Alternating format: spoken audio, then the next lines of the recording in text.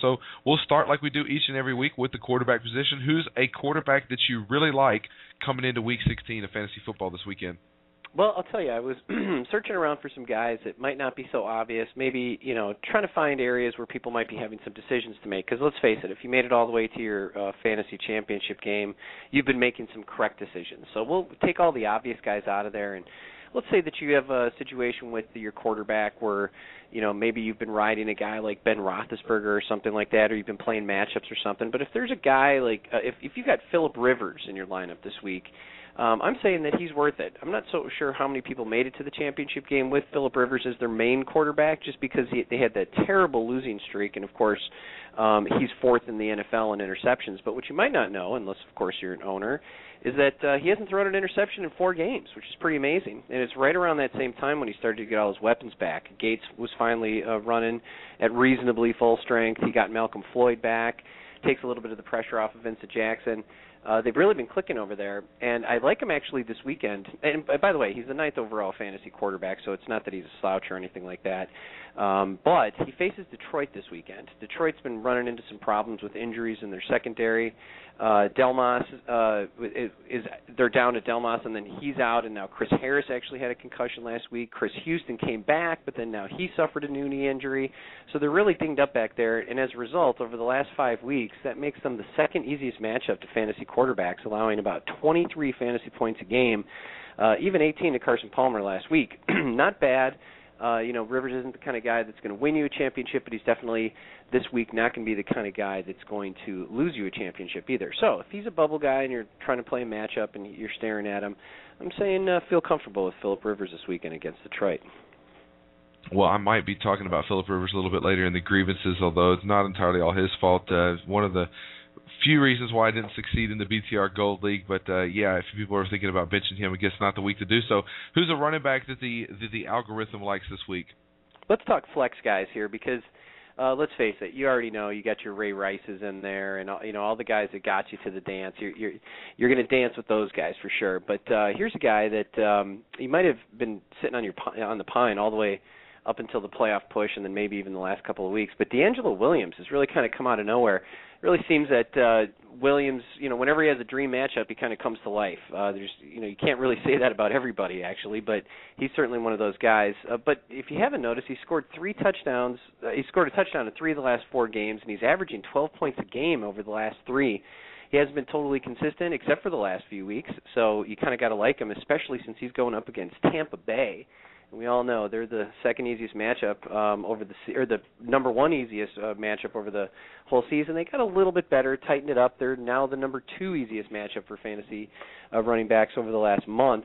But they allow a combined 24 fantasy points to opposing running backs. And actually, it wasn't too long ago. I think it was maybe just like a month ago that Carolina played Tampa Bay, and actually that's when Jay Stu went off for 15 points. But ever since that game, Williams has been back, and he's been the most consistently productive back in the backfield for Carolina. So if you're looking for him at a flex, I would say be very confident, play the matchup. He's got a combination of some consistency lately and a good matchup, and he's a guy that can serve you well as a flex this week in your championship. All right, Joe, any thoughts on him this week? Who's that? Sorry. I'm sorry. I'm lost in the D'Angelo. chat. Lost in the world of chat. I specifically hate D'Angelo because I am a Jonathan Stewart owner, and speaking of airing grievances, Stewart might be on the list. But, yeah, he keeps churning it out. I mean, there's some games he really will blow up. So you could do a lot worse as far as options there. But, yeah, I'm so mad at D'Angelo Williams. Vulturing my Jonathan Stewart touchdowns, and I don't know about you guys, but I have so many drafts that are really early in that terrible whirlwind of an off season we had, or at least they call it an off season. So I was sitting with Stewart on so many leagues, and yeah, that one cost me. I just want one of those running backs please leave. That might happen next season, actually. So we'll see how it pans out. Yeah, one of them. Well, now there's another one. His name's Cam Newton, by the way. Now they have exactly, yeah. And one of them was supposed to leave in the off season. I remember so many websites spending all this time because there was nothing else to talk about, and everybody was like, "Oh well, when D'Angelo Williams goes to Denver, that'll set off this trade, and this trade, and this trade, and this trade, and this trade, and this trade," and D'Angelo Williams never left. So it kind of messed up a lot of those conversations. But let's move on to wide receivers that the algorithm likes this weekend. What's the one wide receiver that people definitely need to make sure that they get in their lineup this weekend? I really like Brandon Marshall this week. Obviously, he's kind of coming along. He's got a rapport going with Matt Moore. But they already played New England. That's who their opponent is this weekend. It's kind of obvious to at least take a look at a receiver who's playing New England. But in their first game, he actually had Chad Henne at the helm, and Marshall was able to get 139 yards on 7 catches, gave him about 13 fantasy points in standard scoring. And now, he's comfortable with Matt Moore. He's got double digits in 4 of his last 7 games. I mean, he scored 12 last week versus Buffalo. Not too bad for a wide receiver, too. And New England, second easiest matchup for fantasy wide receivers. That's really not even news to people anymore. But in the last month, they've given up 35 fantasy points combined per game to opposing wide receivers. So guys like Jason Avant, Pierre Garçon, like Gaffney, and Demaryius Thomas last week have all scored 11 or more points against them, and that's just in the last month. So there's really no reason to believe that a guy who at least has more talent than those that I just listed couldn't get another double-digit game for you this week. Now, don't panic. He did show up on the injury report today, but interim coach Todd Bowles, I think that's how you pronounce that guy's name, actually. These interim guys, we don't have to commit their names to memory. But he said earlier in the week he was planning on resting some guys. So I like Brandon Marshall. He's a guy that if I was going up against him, I'd be a little bit worried about that. All right, and those are a few of the guys you like. If you guys want more, you can always head to Fantasyomatic.com for a full list of rankings for quarterbacks, wide receivers, tight ends, running backs, and the like. And before we get on to the Festivus miracles and the Festivus airing of the grievances, we need to touch on a few guys that maybe you're airing on caution's side, and that's why I say sometimes to people it's not always about maybe sitting these guys, but it's about analyzing the matchup and saying maybe you want to at least consider other options when looking at these guys. Who's a quarterback that maybe perhaps the algorithm doesn't seem to like this weekend? Well, this one I'm bringing up just because I've gotten an unusual amount of Twitter questions about this guy. Big Ben, how is he even out there on Monday night? I don't even understand that. I guess I'm not an NFL coach, but I mean, the guy was barely gimping around. He wasn't being productive at all, but I think people are thinking, hey, you know what? I can trust him. He's probably going to play. He's got a really short week, so that's not even anything for sure. But the reason that I put him up here as part of discussion is because he's going against the Rams. And all season long, St. Louis has just been terrible. Their secondary's down to practice squad guys. But what I want to point out to anybody considering Ben is that even though St. Louis has been bad on the season, in the last month or so, they've held 2 of the last 4 opposing fantasy quarterbacks to less than 5 fantasy points. Could be an anomaly, but that's just too many risks that are all adding up there, and it's too many risks for a championship week too. So instead of someone like Ben, maybe you're playing matchups or you're going and grabbing like a sexy Rexy or something off of the waivers, but stay away from Ben. You'll be kicking yourself all summer long if you put him in your lineup this week. Yeah, he definitely let a lot of owners down with that 20-3 performance. I, as a 49ers fan, not disappointed the fact that they were able to win that game and keep those pesky New Orleans Saints at bay, at least for the time being. Hopefully San Francisco can get a first-round bye. Definitely been a long time since we have done that. But we'll move on to who's a running back, perhaps, that you're advising people to possibly stay away from this weekend.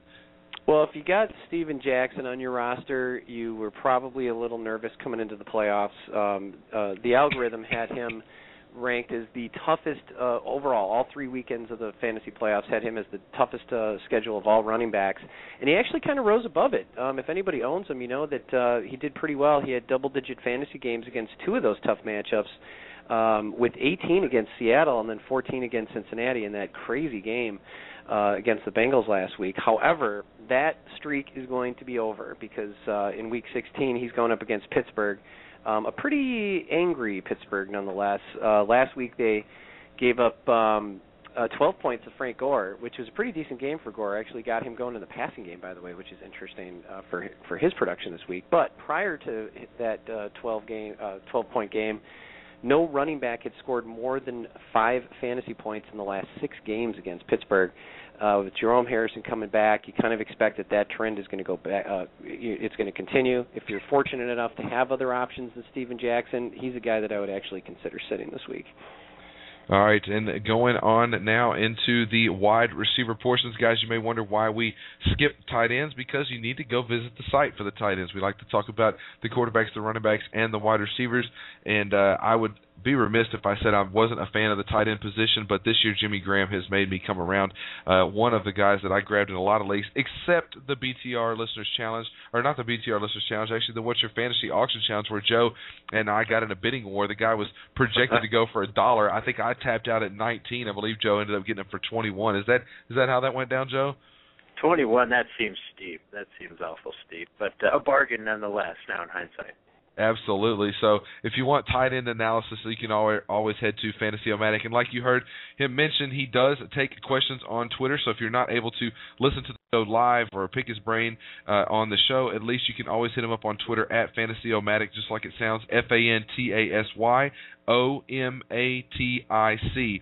So moving on to wide receivers, who's a guy you're telling people to stay away from, maybe a bad matchup this weekend? Yeah, I'll categorize this one as if he's on your roster, don't even think about it. But if you're going up against him, because let's face it, you really care about two lineups this weekend in the championship game, yours and then the guy you're playing. And if the guy you're playing has Calvin Johnson on his roster, don't freak out as much as you normally would. You might be able to expect a little bit less production from CJ. He faces Quentin Jammer, who's not an exceptional cornerback by any means, but San Diego's only allowed 14 fantasy points combined to opposing wide receivers in their last 5 games. And granted, the number one wide receiver is getting all the action when they face the Chargers, which, that's not too unusual. They just don't seem to spread it around against that defense too much. But the Chargers, it's really kind of a situation ripe for a double team. You might actually see guys like Pettigrew or even Burleson come out ahead in this one. So obviously, if you got them, you start them. But if you're going up against them, maybe you can, get an extra 45 minutes of sleep, knowing that this might not be one of these 30-point crazy games that we've been so used to seeing Calvin getting lately.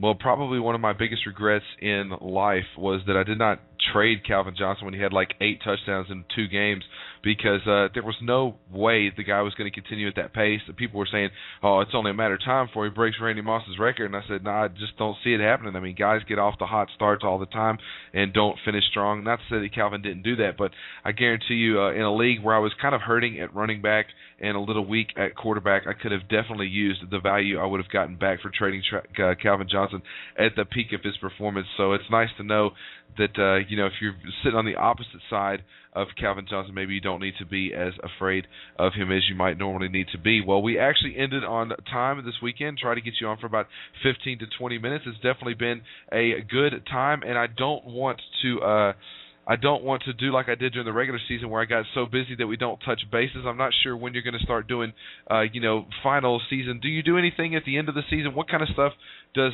Fantasyomatic crank out in the off season? I know that people are very interested in the rankings that the algorithm gives out during the season, but what can people expect to find on the website during the off season? Oh, I'm glad you asked. It's some of our richest content. As a matter of fact, I think you and I became Twitter buddies over some off-season stuff that I was doing about red zone analysis and different things like that. The off-season gives me a chance to get really, analytical. The next couple of posts that you'll see, over the next couple of weeks are going to be about looking back at some early draft strategies, revisiting some of the sleeper things, what happened and what did we learn. I'm going to be talking about my concept that I think is a killer one. You'll hear about this next summer, but I'm going to be the next thing I'm writing up next week on the holiday break is about the concept of skipping the number one wide receivers on pass-happy teams and going with the second guy and getting great draft value for that. Then, right away I start talking about when the schedules come out in March. I do full analysis on who's got the best strength of schedule, and then we start right into the whole draft analysis, and then all of a sudden, we've got camp and everything like that. So I'm going to take a little bit of time off in January and February, but we'll be hitting the content right back where we left off, especially with no lockout this year. So, give me a follow over on Twitter at